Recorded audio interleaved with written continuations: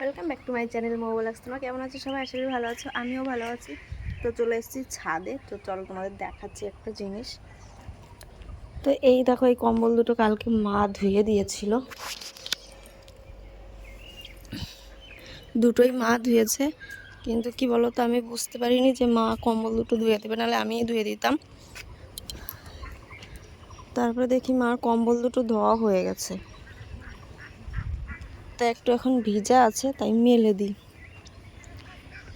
একদিনে তো আর রোদ্দুরে শুকায় না, তার জন্য আমি এখন মেলতে এসেছি। কালকে আমি তুলে দিয়ে গেছিলাম,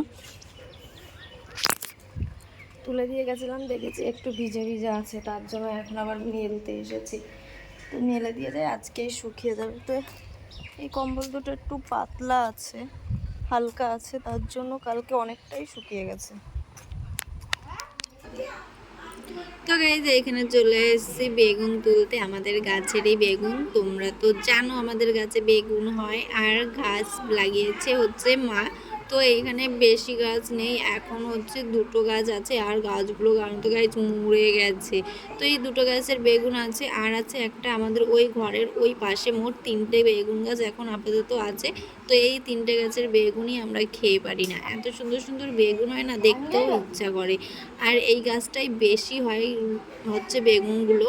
এই বেগুনগুলো দেখতেও বেশ সুন্দর লাগে। হ্যাঁ, এত সুন্দর লাগে না, আর খেতেও ভীষণ টেস্টি লাগে।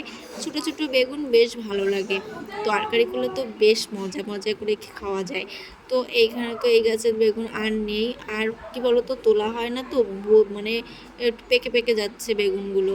আর এইখানে একটা গাছ আছে, তো এই গাছটা একটু ছোট। ছোট বলতে কি বলতো, পাতাগুলো ঝরে ঝরে যাচ্ছে, কেমন একটা হয়ে যাচ্ছে রোদ্দুরের তাপে। জল দেওয়া হচ্ছে প্রত্যেক দিন, তবুও গাছগুলো যেন কেমন হয়ে যাচ্ছে, মনে হচ্ছে একটু সার ওষুধ দেওয়া লাগবে। আসলে কি বলতো, গাছে তো কোনো সার ওষুধ দেওয়া হয় না, হয়তো তার জন্য। এই দেখো গাছের বেগুনগুলো কত সুন্দর। এই দেখো আমার ঘরের জানলাটা মোছা হয়ে গেছে, আজকে আর তোমাদের মোছাটা দেখায়নি।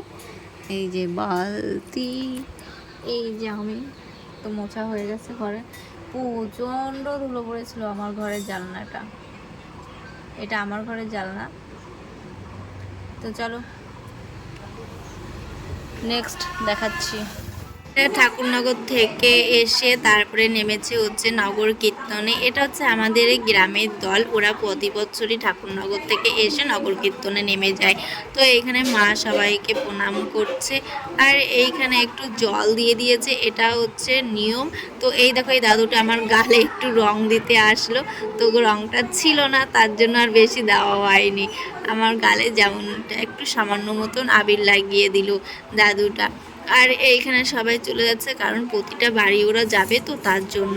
আর এখানে দেখো রান্না হয়েছে লাউ তরকারি, আর এইখানে হচ্ছে মাছের ঝোল, আর এইখানে দেখো রান্না করেছি হচ্ছে ডাঁটা দিয়ে কুমড়ো দিয়ে তরকারি। তো আর এইখানে একটা আছে হচ্ছে মাছ ভাজা, যেটা হচ্ছে তোমাদের দাদা ভাই, ছেলে আর বাবা খাবে, কারণ ওই ছোট ছোট মাছ আমার ছেলে তরকারিতে দিলে খেতে পারবে না। আর এইখানে আমি আর আমার ছেলে সন্ধ্যার সময় একটা আইসক্রিম নিয়ে এসেছি, ও বায়না করলো মা চলো না একটা আইসক্রিম খাই। তো ওকে দিয়েছিলাম খেতে, তা ও জোর করেছে মা তোমাকেও খেতে হবে, তা নাহলে আমিও খাবো না। আমি অনেক মানা করার পরে আমাকেও একটা খেতে হয়েছে। আর এইখানে দেখো ছেলের জন্য ওর বাপি এনেছে জুতা, কারণ ওর জুতাটা না, আগের জুতাটা একটু ছিঁড়ে ছিঁড়ে যাচ্ছে, পুরনো হয়ে গেছে, তার জন্য ও পরে এখন আর ওটা স্কুলে যাবে না, তার জন্য এখন নতুন জুতা লাগবে। তো সে তার জন্য আবার নতুন জুতা কিনে এনেছি। তো গাইজ কালকে রাত্রিবেলা আর ভিডিওটা শেষ করতে পারিনি, তাই এখন আবার ভিডিওটা তার পরের দিন সকালবেলা শেষ করার জন্য একটু দিলাম।